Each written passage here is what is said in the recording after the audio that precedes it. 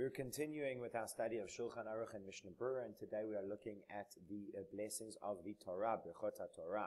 So Rabbi Yosef Karo says, Lo yikra psukim kodem birchat HaTorah. You should not read psukim, verses, before the blessings of the Torah. Af al pi, even though, shehu omra mederech tachanunim. You are saying them in a way of tachanunim, which means pleading, supplication, in other words, prayer. You should not say words of Torah, even if you are praying those words of Torah. So, for example, sections from the book of Tehillim. V'yesh omrim she'ein lachush. There are those who say that you needn't worry. Kevan, since she'ein omram elei derech tachanunim, you are only saying them in a way of supplication, you are praying. So the question here is, the blessings of the Torah, is that a blessing intrinsically for words of Torah, or is that a blessing for Torah study? The first opinion says it is a blessing for words of Torah, therefore you always need to ensure you have said the blessing. The second opinion says no, it is a blessing for Torah study, and therefore you don't need to say it if you are only saying these as prayers. V'nachon, and it is correct, lachush, to worry, to be concerned. L'svara rishonah. Svara is Aramaic for opinion, or really for logic, for the first logical position. So it is appropriate to worry for the first one, even if you're going to be praying the Torah, you should not learn it you should not pray it without saying the Torah blessing first. The Ramah says, Aval haminhag kasvara ha'achrona. However, the custom, in other words, the Ashkenazi custom, is like the logic, the last one, like the second opinion, that you do not need to say such blessings. Shehare, because, behold, bimei haslichot, mitpalelim haslichot, in the days of slichot, so we've just finished now around the time of Rosh Hashanah and Yom Kippur, we pray the slichot, ve'achar kach, and afterwards, mevarchim ala Torah, we bless on the Torah, im seder shar habrachot, with the order of the other blessings. V'chein b'chol yom, and so too, every day, k'shenichnasin leveit hakneset, when we enter the shul, omrim kama psukim v'tachanunim, we say several verses and prayers. Ve'achar kach, and afterwards mevarchim ala Torah, we say our blessings over the Torah. So he's citing a proof from common practice. He's showing this is what we do. We do slichot, we don't always say the brachot before the Torah. We have our daily davening, we don't always say the brachot before the Torah. V'nagu l'sader birkat HaTorah miyad achar birkat asher yatzar. And we are accustomed to organize the blessings of the Torah immediately after the blessing of asher yatzar, the blessing for the bathroom. V'ein l'shanot, and do not change that. In their times in shuls, they would say the bracha of asher yatzar in shul, and so he's saying right after that, they would say the blessing of Birkat HaTorah. V'tov lomar b'shacharit achar Shema Yisrael, Baruch Shem Kavod Malchuto Leolam Va'ed. Now he's adding in a new law over here, just because it's around at the same time as the other law, and it's not mentioned in the Shulchan Aruch. This is not actually a commentary on the Shulchan Aruch, it's really a separate idea. It is good to say in Shacharit, after Shema Yisrael, Baruch Shem Kavod Malchuto Leolam Va'ed. Even though we're not saying the full Shema, if you say the Shema, you should still say Baruch She'amar. The key lefamin, because sometimes, Shohim im Kriyat Shema, we wait with the Kriyat Shema, we delay. When it comes to the reading of the Shema, Likrota shelo bizmana, to read it not at its time, zman, time, zmana, its time, veyotzei bazeh, and you fulfill the obligation through this. So sometimes we wait to read the Kriyat Shema, shelo bizmana, not in its time, veyotzei bazeh, and therefore you will fulfill the obligation by reading the earlier one. So what he's saying over here is that you have a time limit every day when you have to say the Shema. Now in Cape Town it's a little bit later than in most places because we're in the wrong time zone. But it varies between, let's say, 8:30 and 10, usually, or even 8 o'clock and 10. And that's the latest time for Shema. You have to say Shema before that. Now during the week it's normally not such an issue, but on Shabbat especially, the time will come when it's time for the Shema and you haven't said it. So you have this Shema Yisrael, the abridged version that we say during Shacharit. Miramo is saying, if you say Baruch Shem Kavod, then you'll get to it in time. Now the Mishna Brura explains, Slichot. So when we say the Slichot in the morning, we say those before we've said the Brachot of the Torah. Lefima shekatav alakamei, and according to what he writes in front, in other words, what he writes coming up, Dayom nagu levarech birkat Torah miyadach birkat yatzar. That today we have the custom of saying the blessing of the Torah immediately after the blessing of Asher Yatzar. V'lo lomar shum psukim mitchila, and not to say any verses beforehand. Im kain, if so, svira lan, svira, again from that word svara, logic. But here it means we hold, we grasped lan, to us. De'ein lomar psukim afilu derech tachanunim kodem birkat Torah. That we should not say verses, even in a way of supplication, even if prayers, before the blessings of the Torah. Im kain, if so, yesh linog gam kain b'ma slichot. We should have the custom also in the days of slichot, lomar birkat haTorah, blessings of the Torah, kodem slichot, before slichot, ule dalga achar kach, and to skip it afterwards, achar kach, afterwards. In other words, what he's saying is, actually, the Ramah is saying two different things. Saying, number one, we say slichot in the morning before we say the bracha of the Torah, but we also say the bracha of the Torah right after Asher Yatzar, before we've said any brachot. And the Mishnah is really saying, well, these are two contradictory kind of customs. On the one hand, we are saying prayers of slichot beforehand. On the other hand, we're davka saying Torah earlier, so that we're not saying prayers before. Since it's a bit of a contradiction, we should make up our minds one way or the other, and therefore he says we should say the blessings of the Torah before we say any kinds of prayers, and therefore we should say them before we get to slichot. He says, but then later on you'll get to it in the davening, so skip it when you get to the davening, you only obviously say it once during Shachrit. Ve'achar kach mevarachim, and he says during slichot, we first say slichot and then say the bracha. Shekol zehu me'ikar hadin. All of this is Ikar hadin. Ikar means like essence. Hadin, the law. The essence of the law. But what Ikar hadin means, what you really have to do. Right? You have the customs and the stringencies and whatever else. But Ikar hadin is what you really have to do. As he quotes the Beit Yosef in the name of the Maharil, Shekena minhag be'Ashkenaz, that this was the custom in Ashkenaz. Umesayim al zeh haramor, and the Ramor concludes on this. V'nagu l'sadir. We have the custom to do it at the right after Asher Yatzar. Ratza lomar. This means to say, Shekayom, today, nahagu ha'olam lehachmir. The world has the custom to go strict. Kedivrei haTur, like the opinion of the Tur, shelo lomar shum psukim kodem birkat Torah. To not say any verses before the blessings of the Torah. So again, what we have over here is that you have two opinions. The one that you should not say any blessings before, the other one that you can say blessings, you should not say any Torah before, the other one that you can say Torah before. That's the first one. The second, and then the Sfardi ruling that you should say the blessings of the Torah before you do anything else. The Ashkenazi ruling that according to the essence of the law, you can pray without the blessings of the Torah, but it is better to go strict to say the blessings of the Torah first. And now he continues, miyad achar, immediately after we say the blessing of Asher Yatzar, yesh omrim, there are those who say, the birkat Elohai neshama smucha birkat Asher Yatzar. The blessing of my God, the soul that you have given me, is reliant, supported to the blessing of Asher Yatzar. In other words, they're put right together. Ve'im kain, if so, therefore, Yevarech birkat Torah, you should say the blessing of the birkat Torah, achar Elokai neshama, after my God, the soul which you have given me. V'katav al zeh apri magadim denahara nahara upashte.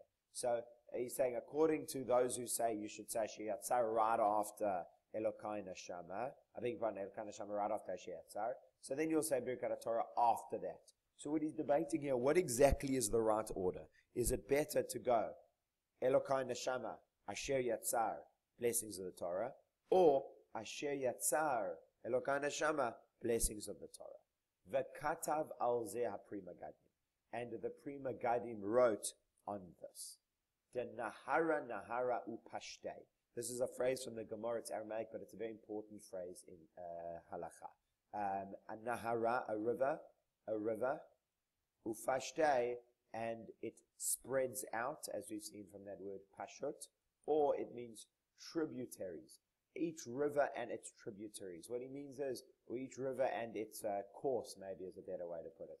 Each river and its course. Each river goes its different course. Some communities do it this way, some communities do it that way. You find many times in Jewish life that there's not only one way of doing things. This is one of those cases.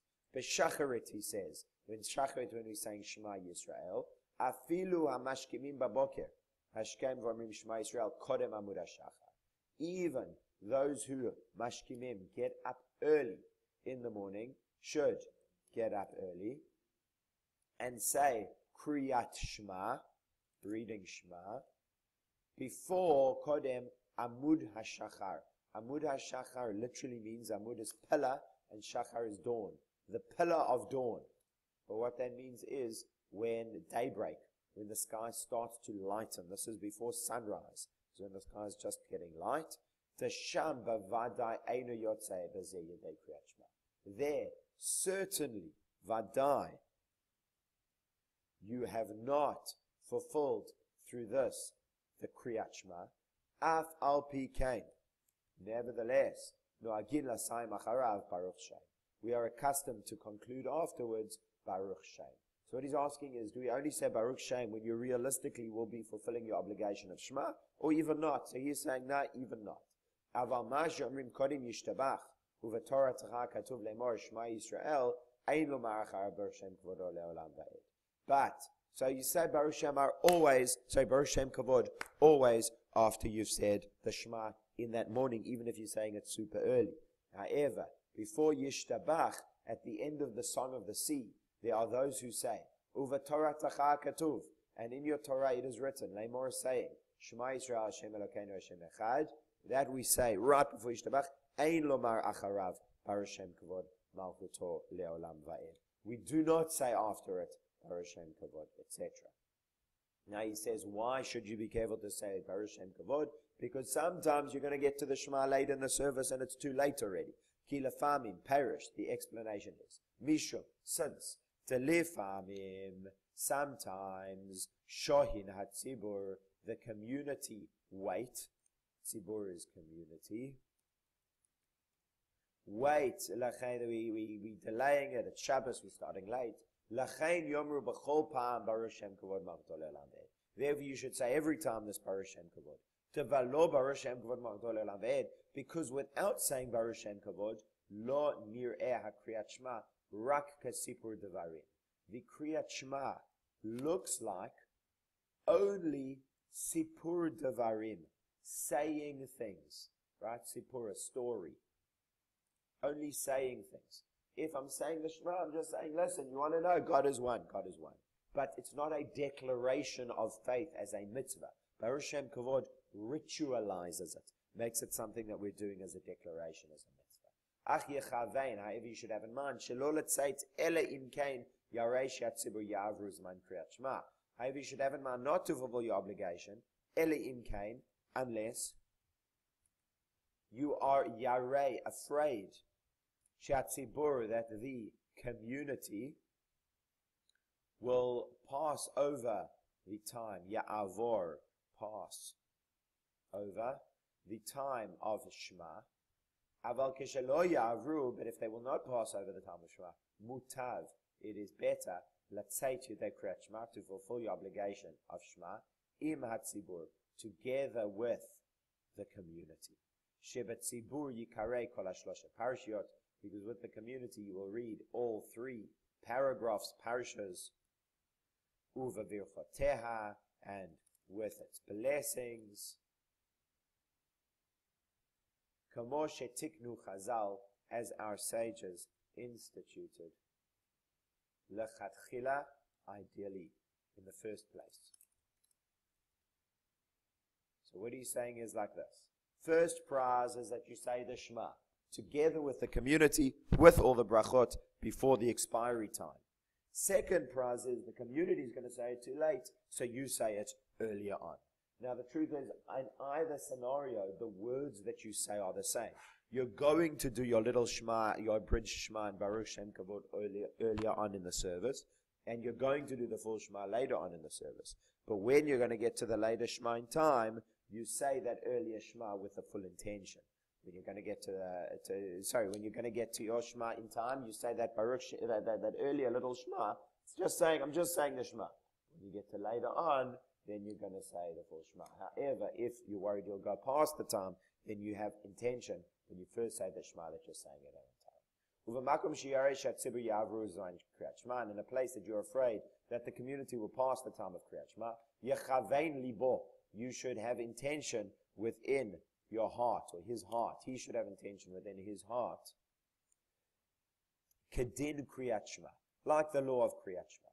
You should have intention to fulfill this, a mitzvah asay, the Kriyat Shema, the positive mitzvah, the doing mitzvah of Shema, to the mitzvah doraita, kaimalan b'siman samach gimel, the mitzvah tzrichot kavanah.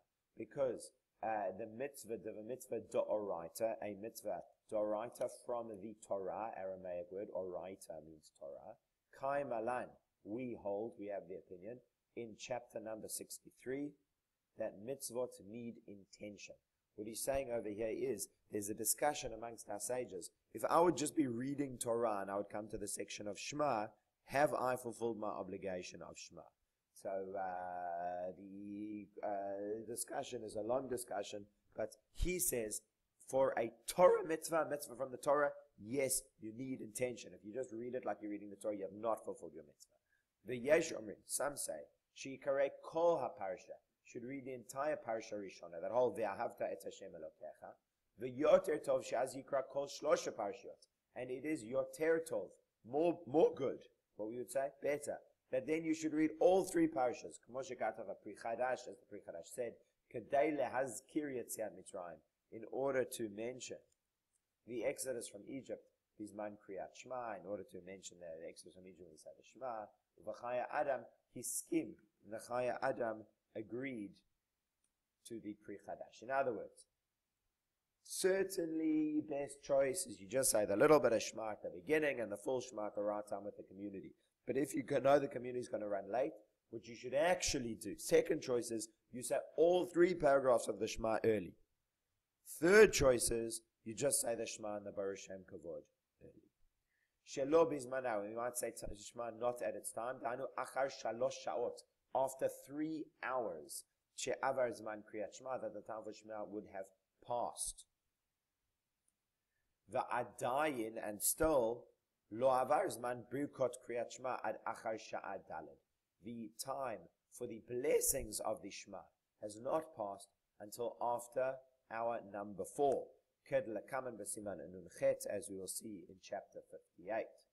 What he's explaining over here is that there are 2 time limits. The time limit for the Shema is 3 halachic hours into the day. And we're not going to go into all of the halachic hours for the day, but suffice it to say the day sunlight hours are divided into 12, and the daylight is then counted from the rising of the sun for three of those hours. Then your time for Shema is expired. You have an extra hour to say the blessings of the Shema. So let's say that the time for Shema ends at 9:45, and you're going to get to the Shema at 10 o'clock in the community. So that's all right. You say your proper Shema earlier, and you go and say the blessings and everything. But if you are afraid that the community will pass over also the time for the blessings of the Shema, they're only going to say the Shema at 10:45, and the time for the blessings has also elapsed. He should not wait for them at all. Because he will lose through them the brachot. The gam hazman tefillah, and also the time of prayer. Shu gam kein lechachila, which is also first choice, right? The way that it should be done. Rak ad arba shaot, which also first choice is only till 4 hours. You should also say the amidah before those 4 hours. Rather, you should read it in its right time together with the brachot, and you should pray beyechidi as an individual. You should pray as an individual, not together with the whole community. The Yotzev is then you'd fulfill your obligation. I'm big Gumer Avava. Take a look in the book to Gumer Avava. V'chein the Chidush Reb Yakiva Eiga. Shekatvu, they wrote, Devachol, during the week. Lo yachavein latzait ele im kain, unless you should not have intention to fulfill your obligation, unless hiniyach, put on tefillin mikodem, tefillin earlier. The kola korei kriyat shema b'li tefillin, whoever reads the shema without tefillin, ki ilu meid edut sheker be'atzmo.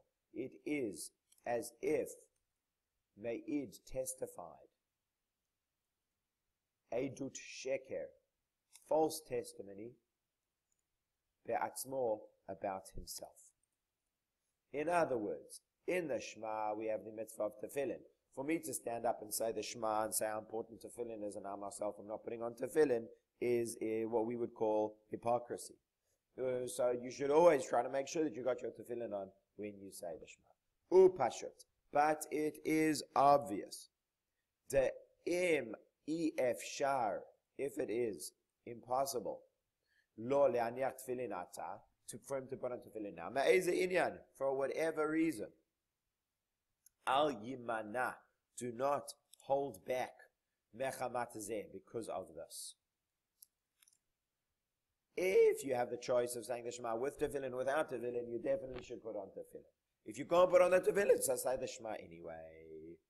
Mechamat zeh ha-mitzvat asay, the positive mitzvah of Kriyat Shema, ki tefillin v'Kriyat Shema shnei mitzvotein, because tefillin and Shema are two different mitzvot. V'ein ma'akvin zeh et zeh, and one does not prevent the other. Ve'afilu isura leka, and there's not even a prohibition. Leka, there is not. Aramaic word. There's not even a prohibition. Lo amru kol hakoreh kriyat shema rak b'meizid. That this statement of whoever says kriyat shema v'chulei etc. Whoever says kriyat shema is like a hypocrite.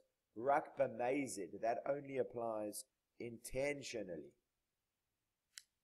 In other words, I'm putting on the Shema, but I don't believe in tefillin. Well, that doesn't make any sense. Not when he has some kind of ones, literally means forced, but it really means factor beyond your control. Not when there's some kind of factor beyond his control. As the Levush said, chapter 58, look there, take a look, chapter 58, by Mishna Brura, Mishna Brura number 5. I copied there the words of the Levush. Yomer atahu ad shelo nivra olam velo ad shelo barata. And now you should say ad shelo nivra olam. It is you. That's a prayer we say right after the Shema. It is you until the world was, before the world was created. You Hashem are before the world was created, and not you Hashem before you created the world. So it's a slight grammatical difference, but the version that he mentions as correct is the version that we have in our Siddur. That's it for today.